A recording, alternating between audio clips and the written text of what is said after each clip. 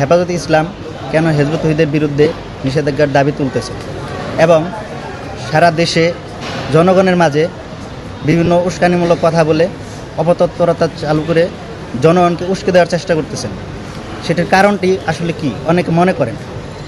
আচ্ছা, তারপরে এর মধ্যে আমি একটি কথা বলতে চাই। সারা বাংলাদেশে যে ঘটনাগুলো ঘটতেছে, গণমাধ্যম কর্মী আপনারা দেখতেছেন যে হেফাজতে ইসলাম এবং কওমি ঘরানার যে মাদ্রাসাগুলো আছে সেখানে কি হচ্ছে এবং দেশের বিভিন্ন পরিস্থিতি সম্পর্কে আপনারা জানেন।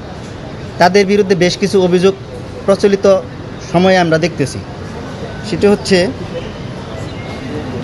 দেশকে অস্থিতিশীল করে তোলা, মব সৃষ্টি করা, মাজারে শত শত মাজারে হামলা করা বিগত 2 বছরে, এবং শিল্প সাহিত্য ও ক্রীড়াঙ্গনে হামলা করা, নারীদেরকে হেনস্থা করা, সামাজিক যোগাযোগ মাধ্যমে কুরুচিপূর্ণ মন্তব্য করা, মানুষের সম্মানহানি করা, মাদ্রাসায় বলাৎকার করা, শিশুদের উপর পৈশাচিক কায়দায় নির্যাতন করা, পিটিয়ে হত্যা করার দাবি, এরকম হাজারটি অপরাধের সাথে জড়িত থাকার অভিযোগ তাদের বিরুদ্ধে আছে। বর্তমানে আপনারা দেখতেছেন, এটা আমার কথা নয়, এটা সারা বাংলাদেশে বিভিন্ন মাধ্যমে, বিভিন্ন গণমাধ্যম কর্মীর মাধ্যমে বা বিভিন্ন মিডিয়ার মাধ্যমে আপনারা দেখতেছেন। তো এখন কথা হচ্ছে, এই প্রেক্ষাপটে এটাকে ধামাচাপা দেওয়ার জন্য তাদের বিরুদ্ধে যে আনিত অভিযোগগুলো আছে সেগুলোর বিরুদ্ধে তারা কোনো কথা কিন্তু অভিযোগ বা তাদের পক্ষ থেকে যে কোনো ধরনের প্রতিবাদ করা এগুলো কিন্তু করতেছে না। নিরপেক্ষভাবে যে কথা বলা সেগুলো করতেছে না। দিন শেষে তারা হিজবুত তৌহিদকে ইস্যুকে কেন্দ্র করে ওই অভিযোগগুলো ধামাচাপা দেওয়ার জন্য চেষ্টা করতেছে। এটা হচ্ছে মূল কথা। এখন হিজবুত তৌহিদকে ইস্যু করা ছাড়া ওনাদের কাছে এই মুহূর্তে আর কোনো ইস্যু নাই।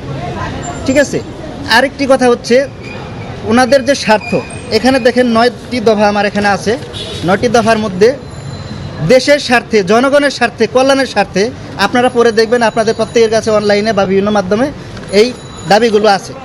এই দাবিগুলো হেফাজতে ইসলাম যে দাবি পেশ করছেন মাননীয় প্রধানমন্ত্রীর কাছে, ওনাদের গোষ্ঠীর স্বার্থ ছাড়া জনগণের স্বার্থে, কল্যাণের, দেশের কল্যাণে, ইসলামের কল্যাণে কোন দফাটি এখানে দাবি করছেন আমি জানতে চাই আপনাদের কাছে, এবং আপনাদের কাছে প্রশ্ন রেখে যেতে চাই। সর্বশেষ আমি একটি কথা বলতে চাই, মাননীয় প্রধানমন্ত্রী জনাব তারেক রহমান এবং স্বরাষ্ট্রমন্ত্রী সালাউদ্দিন আহমেদ স্যারকে বলতে চাই যে আমাদের ব্যাপারে এবং হেফাজতে ইসলাম ওনাদের ব্যাপারে পরিপূর্ণভাবে ওনারা জানুন। বিভিন্ন দপ্তর, বিভিন্ন গোয়েন্দা সংস্থা অনেক দিন ধরে জানতেছেন, তারপর আরও জানুন। আমাদের বিরুদ্ধে যদি কোনো প্রকৃতপক্ষেই কোনো ধরনের অভিযোগ থাকে সেটা যাচাই বাছাই করে আমাদেরকে শাস্তির আওতায় আনুন, এবং হেফাজতে ইসলাম যারা এই অপসংস্কৃতির অস্থিরতা তৈরি করতেছে বাংলাদেশব্যাপী, তাদেরকে শাস্তির আওতায় আনার ব্যবস্থা করুন। সেই জন্যে দৃষ্টান্তমূলক শাস্তির দাবি জানাচ্ছি।